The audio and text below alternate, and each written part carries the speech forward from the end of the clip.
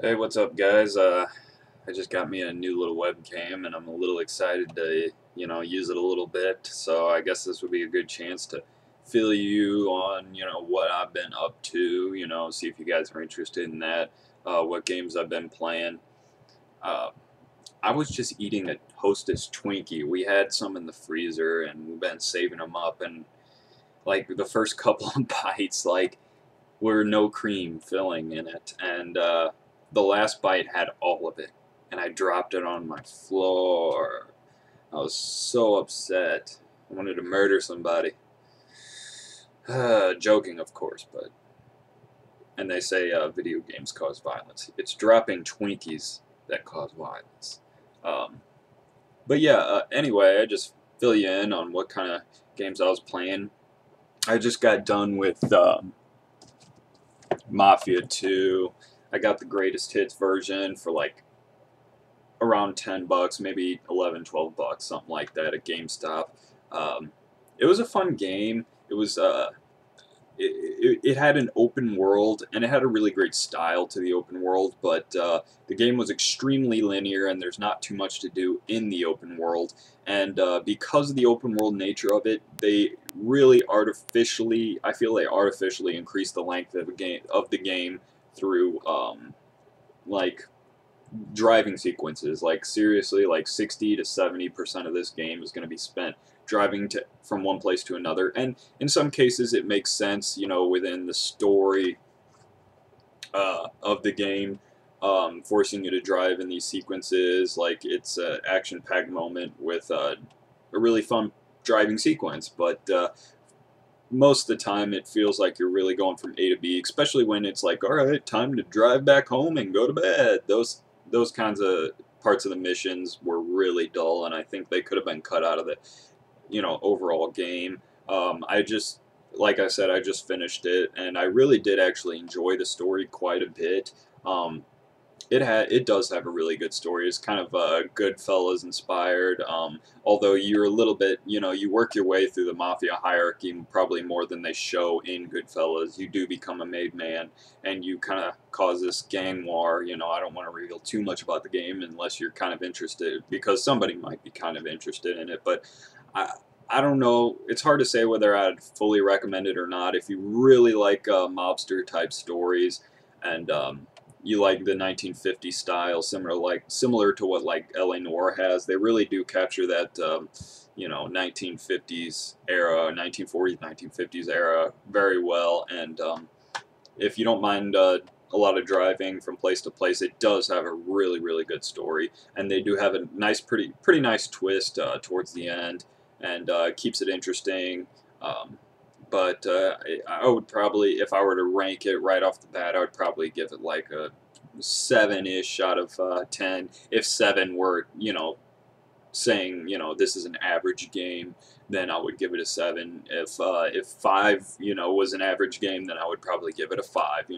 It's right on the mark of an average game. If you really like mafia stories and just really like, what these kind of games or stories bring to the table, then it might be a little bit higher in your book, maybe like an 8 or a 9. But you've really got to appreciate, that type of theme and that type of story in order to appreciate this game. So for that reason, I would give it a 7 overall for somebody who's maybe not like totally, consumed by these, types of games. So for the average player, it's an average game.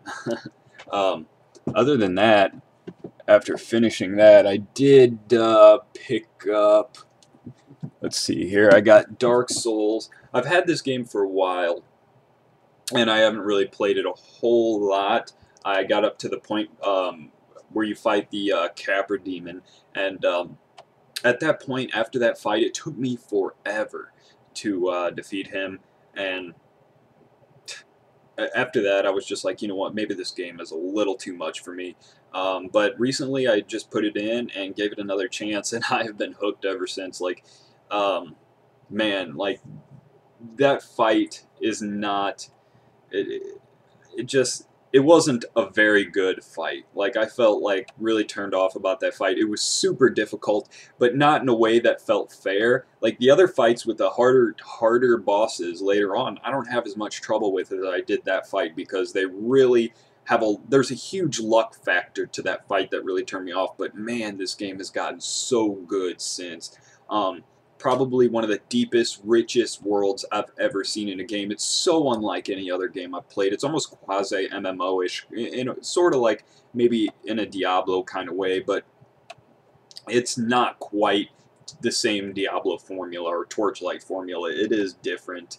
But, everybody talks about how hard this game is, and while it is, a challenging game, I would say it's not so much as challenging as it is unforgiving. Like, when you make a mistake, like, you're going to pay for it. But once you learn from those mistakes, like, it's such a satisfying feeling to defeat a boss and get to the next area and see the new kind of enemies they throw at you and get that next set of gear. It's such a rewarding feeling. I know people have talked about that quite a bit, but I wouldn't say it's the hardest game ever. I mean, granted, I haven't gotten to New Game Plus, where I've heard it gets much harder, but yeah, it's just such a rich game with a lot of cool areas to explore, and so many secrets. Like, it would take you forever to fully get everything you want out of this game. I've spent 30 hours into it, and I'm only at like Sense Fortress, and I've been just exploring, finding secrets, maybe farming some souls. And that's another thing. Like, this game makes farming seem fun. Like, it's not a chore. It always it's such a dark, twisted world that it just, ah, man, it's hard to put my finger on why this is so different than everything else, and why it's so damn fun, even though it can frustrate the hell out of you sometimes. It just, I don't know, like, like, like, from an outsider perspective, you look at the game, and it's really, it seems like a relatively simple mechanic, a really simple formula, but the way in which it's presented is so damn good that I would almost put this game's world up there with Skyrim, maybe even better. I mean, I may even like the combat system in it too better than Skyrim. I mean, there's just a sense of like uniqueness to your, like your play experience. Like, you feel like your experience is unique even to possibly millions of other players that have played this game. And I think it is millions because it made greatest hits on the PlayStation 3, and it probably did significantly well on the Xbox. PC players were begging for this game after it had come out on console, so I'm going to say it probably has millions of players across each platform. I think that would be an accurate statement to make. But man, like, this game, it's just consumed me. It was really unfortunate that Capra Demon fight really turned me off so much. That it was a poorly designed fight, and I don't think they should have thrown something at you like that so early. Like, I didn't feel like my character was built to handle it. You don't have the equipment. Like, a lot of your shields can't block 100% of physical damage. So, like, this big-ass enemy's coming at you, breaking your shield, or damaging you even though you have a shield, and then he can break your shield block with certain moves, and he kills off all your stamina so you can't run by him. And he's coupled with a pair of attack dogs. I think they may even be poisonous. They might do poison damage. And it's in such a... The problem with the fight is none of these things are really bad. The boss himself isn't too hard, but what really makes this a ridiculous fight is the close quarters that they put you in during it. It almost feels like it's all about positioning in that fight, and it almost felt like in order to get that good positioning, it was almost more luck than it was skill. I mean, obviously, if you're really good at dodging attacks and whatnot, you might be better at getting around him than others, but I'm not the only person I've heard that's gotten, had trouble with this at the beginning. It took me, a good 20, probably 15, 20 tries to finally down him and get in good position and work it all out. But other than that, usually I die no more than 3 or 4 times at a boss, even when he's really hard and I have a lot to figure out, the dynamics when there's a lot of dynamics to the fight I need to figure out. So in that way, it felt like every time I fought a boss, I learned more about them. I learned, like what causes them to, what triggers certain attacks, where to hit the boss from, and stuff like that. So in that way, it's really rewarding. You learn from your experience every time you die, and the co-op is so unique, man. It's so unique. They handle multiplayer in such a cool way. Like people can leave messages and like reveal certain secret areas. Usually they're on the ground, maybe on the wall, whatever. They'll leave messages to give you a hint, and they're all preset messages. You can't just type any sort of bullshit like go here, then go there, then go there. No, it's like maybe imminent trap or trap ahead, or maybe like secret area behind this wall. It might not even say this. It might just say secret ahead. So you have to kind of figure out for yourself. But it did let you know that there is a secret ahead, and this is all written by real players. Also, you can touch blood stains that were left by other players and see how they died and see the mistakes that they made and hopefully learn from them. Usually, they don't, there's just fun to see them more or less. It's not necessarily going to teach you a whole lot, but it is cool to see that, other people are dying here too. This is, this isn't just a personal problem. Also, when you do actually play cooperatively, you aren't able to communicate with each other unless you're setting up, some way like a VoIP or something, or calling them on the phone like it's your friend or something like that outside the game. You might even be able to send like text messaging over like PlayStation Network, but it's not easy to communicate with your co-op partner, especially when the game, you cannot pause it. It's always going on. Like there's no way to like save at a checkpoint and pause or anything like that. Like it just keeps going. It's almost quasi MMO-ish in that sort of way. You can also get invaded by other players. The way this works is like the players have to be lower level than you to invade your world, and you get a PvP with them basically, and whoever wins maybe gets a good amount of souls and like rewarded with an in-game item called humanity, which is really necessary to how the player interaction works. So humanity is a huge factor in whether or not you're able to play co-op or get invaded and stuff like that. You want a lot of humanity. Plus, it allows you to get more health potions at each checkpoint, so that's a huge when you're able to win, a PvP fight. What else? I mean, I've experienced that in some cases, though. A lot of people will kind of twink their characters up. They'll go through parts of the game that you're not supposed to at quite such an early level, and they'll keep their character at a relatively low level and go through parts of the game that maybe newer players won't. Because they memorize and know the dynamics of each fight so well that they can almost get by without even getting hit at some of these tougher areas. And because of that, they're able to go and get some awesome gear and go back to the points of the game where newer players are playing. And because they're also at such a low level, they can invade the newer player's world, and basically because they're so high geared and so twinked out and have good magic and abilities, that they're able to just murder you. And I've experienced that a couple of times. Sometimes I got the better of these people, like I tricked them into like falling down a pit or something like that. But I have experienced people who had spells way out of my league, and it can be fun, but sometimes whatever. It's fun. Like it's cool that this can even happen.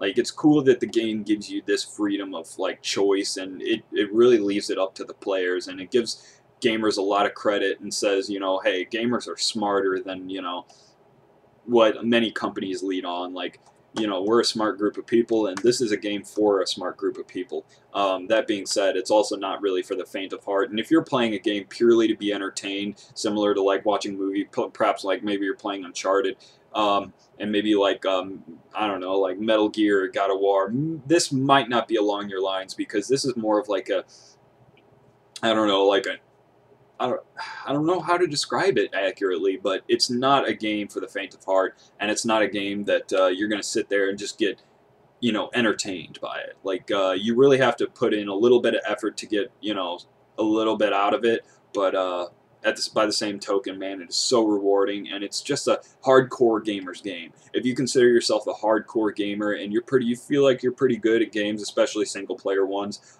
you probably really love this game. Um, it's just awesome.